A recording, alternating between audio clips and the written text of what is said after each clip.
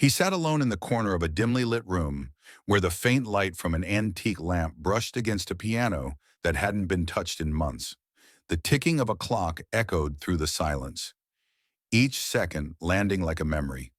At 77, Sir Anthony Hopkins no longer sought applause, no longer feared the stillness that once terrified him. He had learned that silence could be more honest than any ovation. That evening, during an interview filmed in the golden dusk of Los Angeles, he leaned forward, his hands trembling slightly over the armrest. His eyes, still sharp, still alive, carried something between sorrow and peace. Then he said, almost in a whisper, "I will never forgive 5 people." The sentence hung in the air like a confession carved into glass. For a man who had played kings, monsters, and gods, forgiveness seemed like something he had mastered long ago. But this time the mask slipped. Behind it stood the man, not the legend. The journalist froze, unsure whether to ask who those 5 were. Hopkins smiled faintly, as if he had already traveled back through the corridors of his past, through the faces, the betrayals, the long years of silence that fame could not erase. There was no anger in his voice, only a weary tenderness. "Some ghosts," he murmured. "You don't forgive. You just learn to live with them." Outside, the sun disappeared behind the Hollywood hills, and the room fell into half-darkness. 5 names, 5 stories, 5 wounds that never healed. Who were they? And what kind of love or pain could make a man like him refuse forgiveness? Before the world called him Sir Anthony Hopkins, there was simply Anthony, a shy, solitary boy, wandering through the fog-drenched streets of Port Talbot, Wales. The town was gray, almost colorless, its air heavy with coal smoke and sea salt. Life there was simple, predictable, and silent, too silent for a mind that burned to imagine something more. His father, Richard, was a baker who rose before dawn, hands scarred by labor and pride. He was a man of old rules, stern, disciplined, built from the post-war generation that worshipped work and despised weakness. His mother, Muriel, carried kindness in her eyes but rarely had time to show it. Between them stood Anthony, watching, absorbing the stillness of a home where love was shown through duty, not words. He was different, distracted, dreamy, often lost inside his own head. While other boys chased footballs, Anthony stared at the horizon, inventing stories about the people who passed by. Teachers called him a troublemaker. Classmates avoided him. Only music seemed to understand. At night, he would sit by the old piano his mother had bought secondhand and play until his fingers hurt. Not for applause, but for peace. He once said he never learned to believe in God, but he believed in rhythm, the rhythm of breathing, of rain, of words spoken softly in the dark. That was his prayer. That was his refuge. But beneath that quiet world, something had already broken. The day he told his father he wanted to be an actor, the older man's face froze. "Actors," he said, "are dreamers. Dreamers starve." The words, simple yet sharp, carved into Anthony's memory like a brand. He would spend decades trying to prove them wrong, not out of pride, but out of longing. At 14, he watched his parents argue in the glow of a single lamp. His mother's tears, his father's silence. That was the night he learned that love could sound like a door closing. From then on, he promised himself never to depend on affection to survive. People later called him intense, mysterious, unreadable. But they never understood. He wasn't hiding. He was protecting what little softness had survived. In the shadows of Port Talbot, the boy who would become a legend learned his first lesson. That silence can be armor, and loneliness, a teacher. The boy from Port Talbot left home with a suitcase, a hunger, and a silence that clung to him like a shadow. London was enormous, loud, indifferent. Everything Wales was not. In that noise, Anthony found his escape. He auditioned, failed, auditioned again, and failed once more. But each rejection was a spark, and the silence of his youth turned into a weapon. He observed, listened, absorbed every flicker of human weakness around him. At the Royal Academy of Dramatic Art, he wasn't the most charming or graceful student. He was awkward, restless, unpredictable. Yet when he stepped on stage, the air changed. It was as if he stopped acting and simply became. The fire inside him frightened even his teachers. "There's something dangerous about you," one of them once said. Hopkins only smiled. He had spent years learning danger, the quiet kind that lives inside loneliness.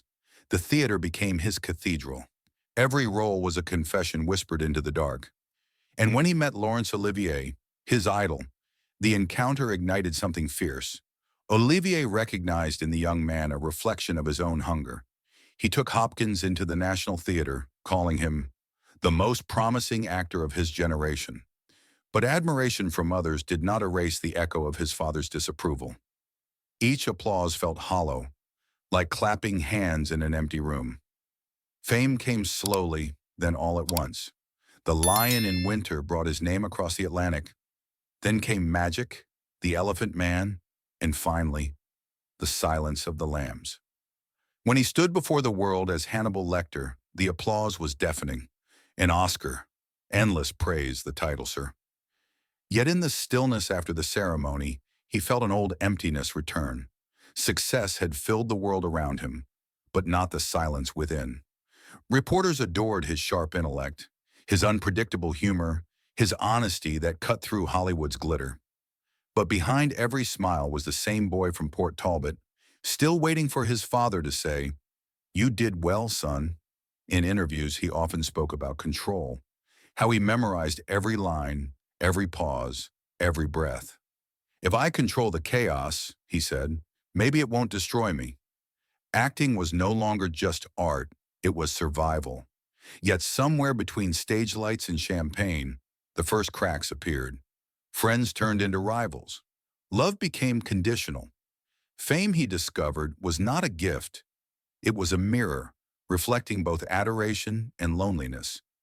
And beneath that brilliance, the fire that had lifted him so high began to burn too hot, too long. It was only a matter of time before it turned inward. The first rupture didn't come with noise, but with a silence that felt too familiar.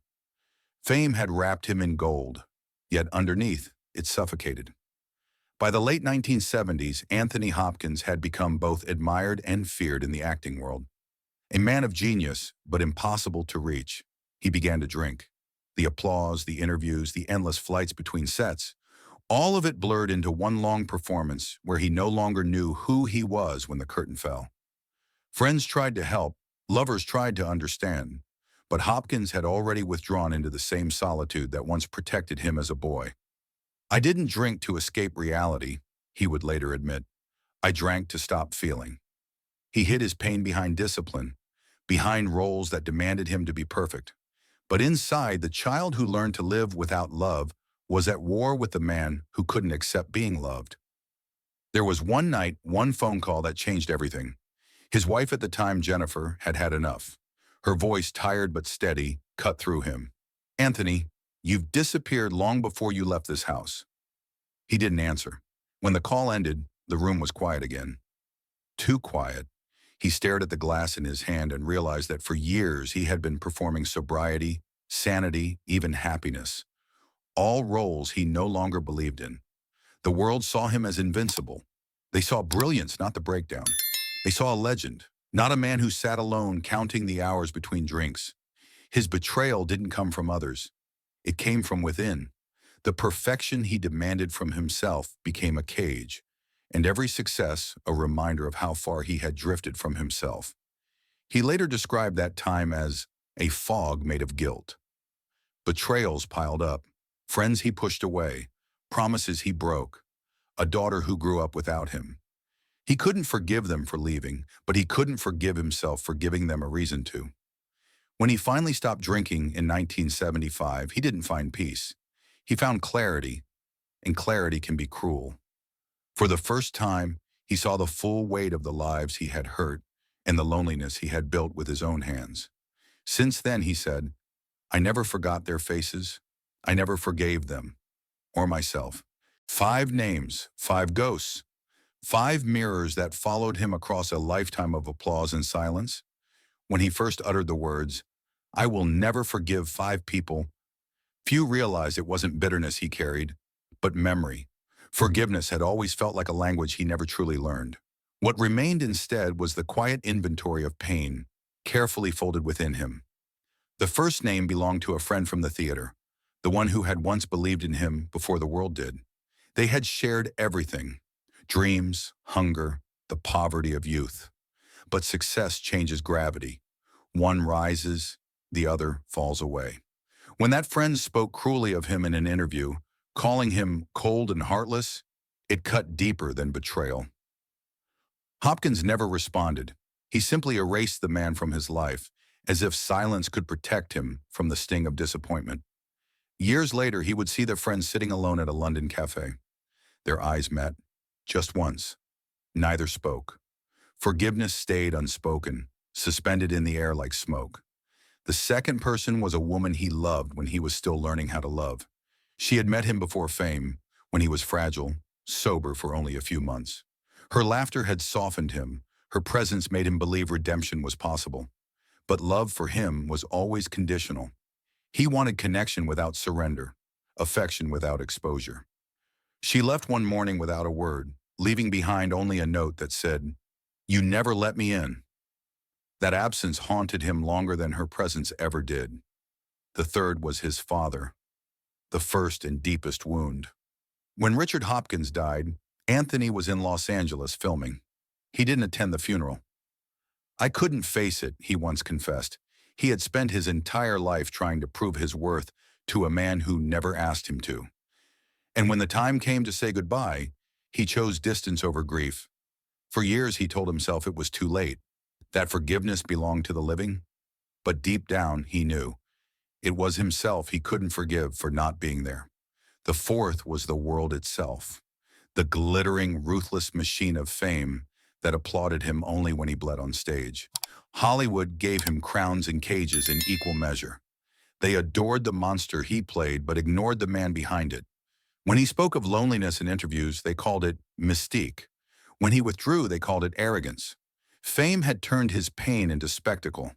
For that, he never forgave the industry, nor the audiences who loved his demons more than his humanity. And then came the last name, the fifth. He paused before saying it, a faint smile, the kind that hides a tremor. "The fifth," he whispered, "is me." For all the harm he'd done, to the daughter he hadn't seen for decades, to the women who tried to love him, to the friends he abandoned in silence, Hopkins realized that the one person he could never truly forgive was the man he became while surviving. Sobriety had stripped him of illusion. It forced him to meet himself without the mask of genius. "You spend your life pretending to be other people," he said once, "and one day you realize you never learned how to be yourself."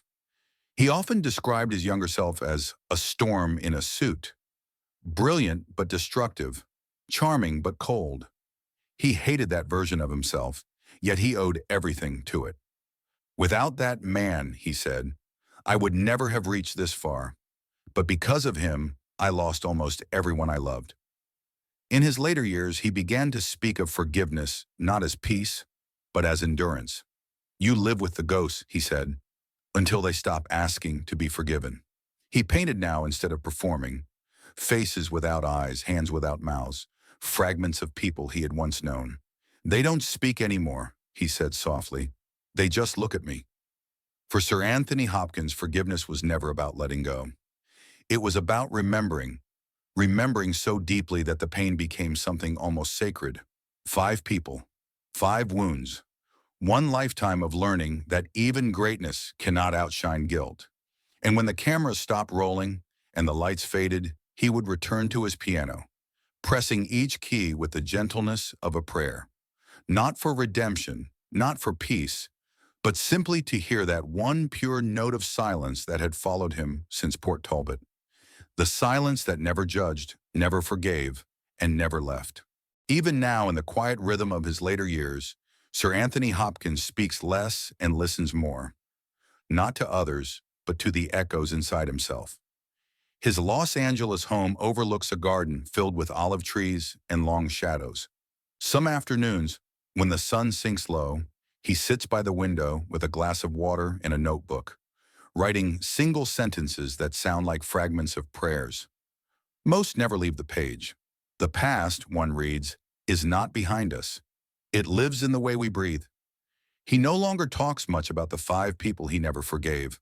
Their names have become symbols of love misunderstood, pride misplaced, wounds that time refused to close. Yet somehow, the man who once carried so much rage now radiates calm. Perhaps not forgiveness, but understanding. "You can't live your life asking why," he once said in an interview. "You just carry on, like the tide that keeps returning to shore." His days are simple now. Painting, composing music, walking with his wife Stella along the coast. There's laughter again. Soft, genuine, unperformed. The world sees a serene man, but those who listen closely can still hear the faint tremor beneath his voice, the echo of a lifetime spent balancing fame and fragility. On his piano rests an old photograph of his parents, black and white and slightly faded. Sometimes he touches the frame gently before he begins to play. The melody drifts through the house, fragile yet steady. Like memory refusing to fade, he no longer seeks applause. He plays only to remind himself that silence too can be music. The light grows dimmer, the room grows still. The actor who gave his life to words ends his story in whispers.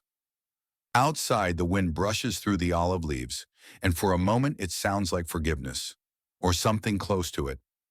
Can a man truly find peace without forgiving those who broke him? Or is peace perhaps learning to live with the fragments, loving the cracks because they let the light in? Fade to black.